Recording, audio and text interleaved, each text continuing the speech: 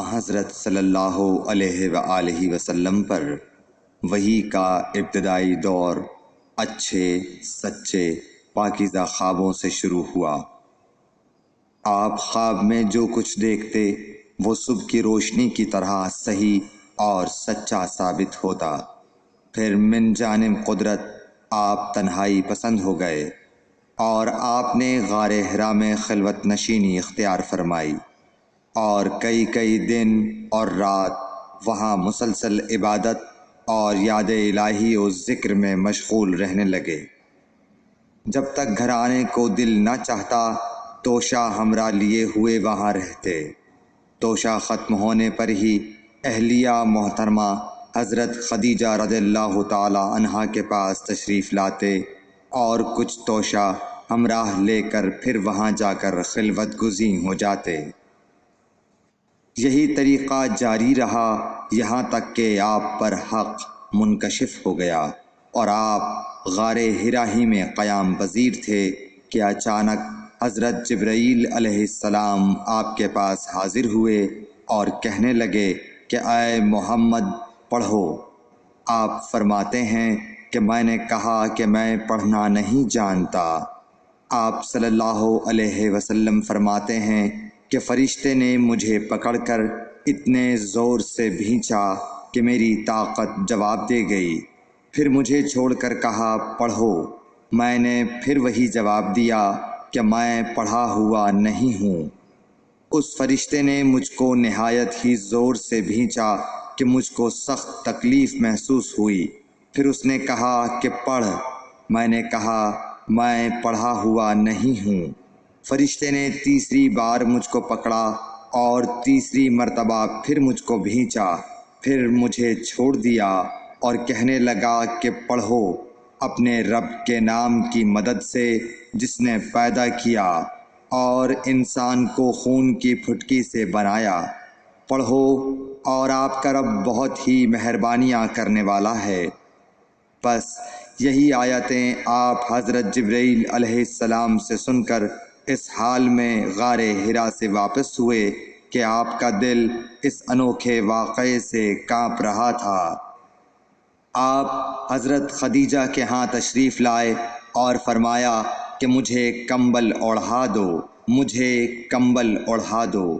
لوگوں نے آپ کو کمبل اوڑھا دیا۔ جب آپ کا ڈر جاتا رہا تو آپ نے اپنی زوجہ محترمہ حضرت خدیجہ رضی اللہ تعالی عنہا کو تفصیل کے ساتھ یہ واقعہ سنایا اور فرمانے لگے کہ مجھ کو اب اپنی جان کا خوف ہو گیا ہے۔ آپ کی اہلیہ محترمہ حضرت خدیجہ رضی اللہ تعالی عنہا نے آپ کی ڈھارس بندھائی اور کہا کہ آپ کا خیال صحیح نہیں ہے۔ اللہ کی قسم آپ کو اللہ کبھی رسوا نہیں کرے گا۔ آپ تو اخلاق فاضلہ کے مالک ہیں، آپ تو کنبہ پرور ہیں، بے کسوں کا بوجھ اپنے سر پر رکھتے ہیں، مفلسوں کے لیے آپ کماتے ہیں، مہمان نوازی میں آپ بے مثال ہیں اور مشکل وقت میں آپ امر حق کا ساتھ دیتے ہیں۔ ایسے اوصاف حسنہ والا انسان یوں بے وقت ذلت و خواری کی موت نہیں پا سکتا۔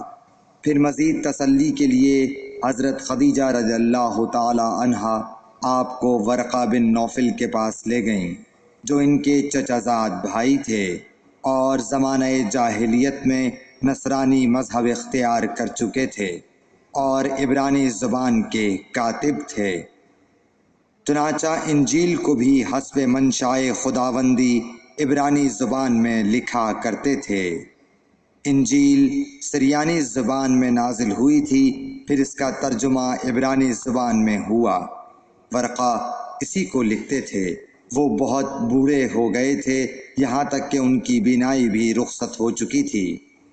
حضرت خدیجہ رضی اللہ تعالی عنہا نے ان کے سامنے آپ کے حالات بیان کیے اور کہا کہ اے چچا زاد بھائی، اپنے بھتیجے محمد صلی اللہ علیہ وسلم کی زبانی ذرا ان کی کیفیت سن لیجئے۔ وہ بولے کہ بھتیجے آپ نے جو کچھ دیکھا ہے اس کی تفصیل سناؤ۔ چنانچہ آپ صلی اللہ علیہ وآلہ وسلم نے از اول تا آخر پورا واقعہ سنایا، جسے سن کر ورقہ بے اختیار ہو کر بول اٹھے کہ یہ تو وہی ناموس معزز رازدان فرشتہ ہے جسے اللہ نے حضرت موسیٰ علیہ السلام پر وحی دے کر بھیجا تھا۔ کاش میں آپ کے اس عہد نبوت کے شروع ہونے پر جواں عمر ہوتا، کاش میں اس وقت تک زندہ رہتا جب کہ آپ کی قوم آپ کو اس شہر سے نکال دے گی۔ رسول کریم صلی اللہ علیہ وآلہ وسلم نے یہ سن کر تعجب سے پوچھا کہ کیا وہ لوگ مجھ کو نکال دیں گے، حالانکہ میں تو ان میں صادق و امین و مقبول ہوں۔ ورقہ بولا، ہاں یہ سب کچھ سچ ہے، مگر جو شخص بھی آپ کی طرح امر حق لے کر آیا لوگ اس کے دشمن ہی ہو گئے ہیں۔ اگر مجھے آپ کی نبوت کا وہ زمانہ مل جائے تو میں آپ کی پوری مدد کروں گا۔ مگر ورقہ کچھ دنوں کے بعد انتقال کر گئے، پھر کچھ عرصے تک وحی کی آمد موقوف رہی۔